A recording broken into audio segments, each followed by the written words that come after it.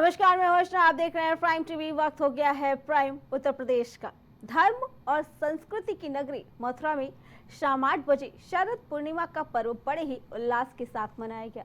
मंदिरों में जहां भगवान श्री कृष्ण और राधा के रसावतार रूप में दर्शन हुए, तो वहीं जगह जगह ब्रज गोपिकाओं के महाराज की लीला भी आयोजन की गई, जिसमें बड़ी संख्या में महिलाएं एकत्रित हुई और गोपी रूप में भगवान कृष्ण के साथ रासलीला में शामिल हुई। इस दौरान महिलाओं ने डांडिया का भी आनंद लिया। हमारा उद्देश्य अपनी संस्कृति को बढ़ावा देना है। आज हमने पूरे तीनों त्योहार को आज सम्मिलित होकर मनाया है और इस त्योहारों के श्रृंखला में हमने आज रामायण की प्रस्तुति की है।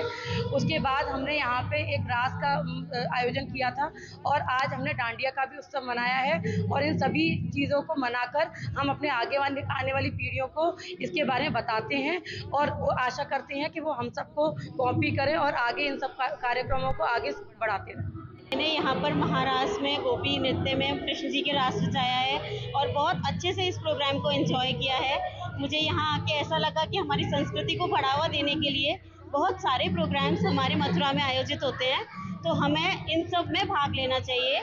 बढ़ चढ़ के हम जितना हिस्सा लेंगे उतना ही हम अपनी संस्कृति को आगे लेके जाएंगे, लोगों को समझाएंगे, हमारे आने वाली जनरेशन को समझाएंगे। तो हमें इन सब चीज़ों को समझाने के लिए बढ़ चढ़ के हिस्सा जरूर लेना चाहिए हर तरह के प्रोग्राम में। मुझे यहाँ आके बहुत अच्छा लगा। भारतीय जनता पार्टी के कपड़ा मंत्री गिरिराज सिंह का मिर्जापुर में आगमन हुआ, जहां पत्रकारों से बातचीत के दौरान उन्होंने समाजवादी पार्टी के राष्ट्रीय अध्यक्ष अखिलेश यादव को आड़े हाथों लिया। उन्होंने अपने बातों में बहराइच में हुए हिंसा को लेकर कहा कि अखिलेश यादव हिंदू धर्म के विरोधी हैं।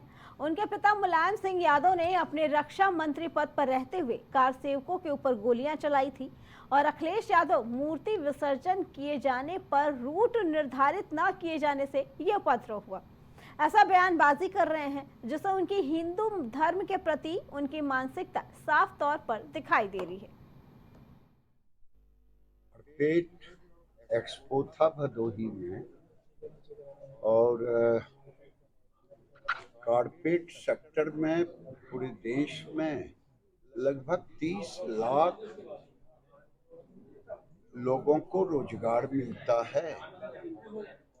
तो कारपेट की नगरी कहा जाता है मिर्जापुर, भदोही, ये कारपेट की नगरी है। और कारपेट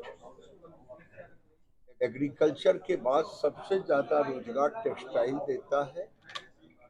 भारत में नरेंद्र मोदी के नेतृत्व में अभी लगभग 170 बिलियन डॉलर का मार्केट है टेक्सटाइल का, जो आने वाले दिन में 350 बिलियन डॉलर का होगा और उसमें 100 बिलियन डॉलर हम एक्सपोर्ट करेंगे। उसमें कारपेट की बड़ी भूमिका।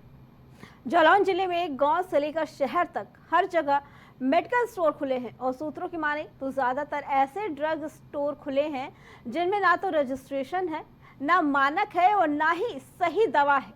कुछ तो ऐसे मेडिकल स्टोर है जहां मजदूरी करने वाले पेचकस प्लास के मिस्त्री दवाओं का संचालन कर रहे हैं। इस मामले को लेकर ड्रग इंस्पेक्टर देवयानी दुबे ने कहा कि अगर इस तरीके से दुकान पाई जाती है तो उन पर तुरंत कार्रवाई की जाएगी। अगर ऐसी कोई शिकायत ऑफिस में आती है तो उस पर तत्काल कार्रवाई करी जाती है। तो जनता से अपेक्षा है कि अगर इस तरह की कोई शिकायत है तो ऑफिस में आकर या पत्र के माध्यम से या फ़ोन पर भी सूचित कर सकते हैं। भारत सरकार द्वारा जो भी औषधियाँ प्रतिबंधित की गई थी तो उनसे रिलेटेड हम दुकानों पर चेकिंग करते हैं ताकि उनकी बिक्री ना हो पाए और या तो उनको डिस्ट्रॉय कर दिया जाता है और अगर माल वापसी वाला रहता है तो उसको अलग रखवाया जाता है, उस पर लिख के कि ये प्रतिबंधित है, नॉट फॉर सेल। कार्रवाई हर महीने लगभग 10 से 15 दुकानों पर कार्रवाई करी जाती है और जिस प्रकार शिकायतें आती हैं तो लगातार छापेमारी करी जाती है। इसी पे आगे जानकारी देने के लिए हमारे संवाददाता राजकुमार हमारे साथ जुड़ गए हैं। राजकुमार, जालौन में ऐसी स्थिति कि दवाइयों को बेचने का काम, दवाइयों का काम वो लोग कर रहे हैं जिनका दूर दूर तक इससे कोई नाता ही नहीं, क्या कहना है इसके बारे में? जी, मैं आपको बता दूं कि जनपद जालौन में तो लगातार जो मेडिकल का वो है, आए दिन यहाँ पर परचूनी की दुकान से लेकर हो या फिर राशन की दुकान हो, और भी कई जो जबकि मेडिकल भी नहीं है उनके पास, ना उनके पास तो लाइसेंस है, ना ही उनके डी फार्म किए हुए हैं, ना कोई इस तरीके का, फिर भी लोग आजकल यहाँ पर देखा जाए जनपद में लगातार क्षेत्र, ग्रामीण क्षेत्र से लेकर शहर तक मतलब इसका कारोबार फैल चुका है जनपद में। राजकुमार, लेकिन समय समय पर सरकार द्वारा निरीक्षण किया जाता है, उसके बावजूद भी ऐसे जालौन में इतने सारे अवैध तरीके से चलाए जा रहे हैं दवाइयों के संचालन। जी, इसको लेकर हमारे औषधि जो निरीक्षण है उनसे हमारी बात हुई तो उन्होंने बताया है कि इसको लेकर अभियान हमारा चलाया जाएगा जल्द ही, और चलाया भी जाता है, लेकिन फिर भी बताया कि इसकी अगर शिकायत आती है या फिर हमारे संज्ञान में जो आएगा उसके ऊपर कार्रवाई करने की आश्वासन दे रहे हैं, लेकिन इस तरीके का नहीं, अगर कोई कार्रवाई हो या फिर आपको जब संज्ञान में होता है फिर भी इस तरीके का ये पल्ला झाड़ने का कार्य प्रशासन आए दिन लगातार करता रहता है। जी राजकुमार, तो ये मामला कैसे संज्ञान में आया? जी, इन्हीं का मतलब जो मीडिया के द्वारा लोगों ने जब इसका देखा गया कि परचूनी की दुकान पे मेडिकल स्टोर की दवाइयाँ दी जा रही हैं, उन्होंने कहा फीवर है मेरे को, भैया फीवर के लिए दवा दी जा रही है, परचूनी की दुकान पे हो या और भी कोई दुकान हो जो जिसपे देखा जाए गुटखा बेचने वाला भी हो, अगर प्रतिबंध है उसके दुकान पर भी इस तरीके का बेचा जा रहा है जी, ना उसके पास कोई डिग्री है ना कोई, इस तरीके से लगातार ये जनपद में किया जा रहा है। जी जो औषधि निरीक्षण है उन्होंने अपनी कार्रवाई करने का आश्वासन दिया है। ठीक है जी राजकुमार, आपका बहुत बहुत धन्यवाद।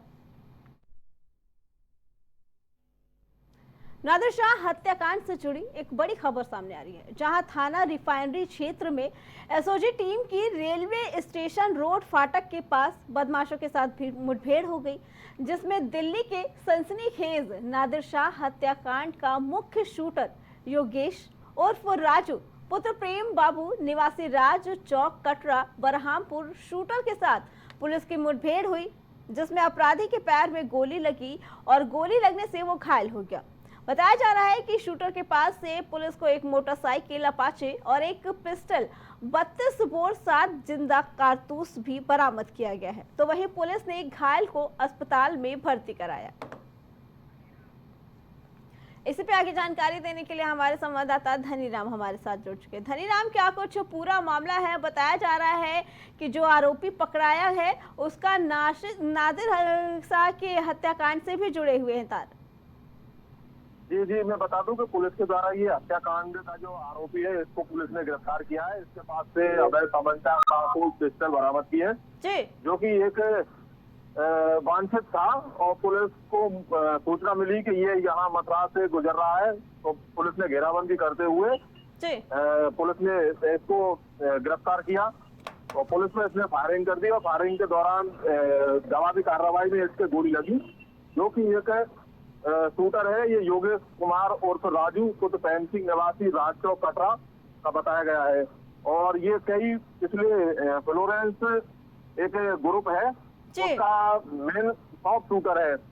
जब हमने इससे बात की तो इन्होंने बताया कि 2014 से ये इस क्राइम की दुनिया में जा चुका था, और पुलिस ने कई बार इसको गिरफ्तार किया, कई बार इसको पकड़ा, बार बार ये छोड़ दिया। अब ये लगातार इस तरीके की अभी मेरी उनसे डायरेक्ट बात हुई थी, अभी अस्पताल में लोग इनको ले जा रहे थे, तो उस टाइम मैंने इनसे लाइव किया। लाइव में इन्होंने बताया कि अब जो हमारा अगला टारगेट है वो सलमान खान है, और सलमान खान को माफी मांगनी पड़ेगी। तो ये जिस गैंग के लिए काम कर रहा है ये एक भाईचारे के तौर पर काम कर रहा है। इसने अपनी अभी पूरी जो जीवन के बारे में थी अपनी इन्होंने पूरी बताई कि इसके एक भाई है। क्या इसने अपने गैंग के और भी लोगों की जानकारी दी है जिसकी वजह से पुलिस को पकड़ने में आसानी हो? जी, इन्होंने अपने पूरे गैंग के बारे में जानकारी दी कि हमारा जो गैंग है वो बाहर से काम करता है और उनके इशारे पर हम काम करते हैं। जी धनीराम, आपको बहुत बहुत धन्यवाद।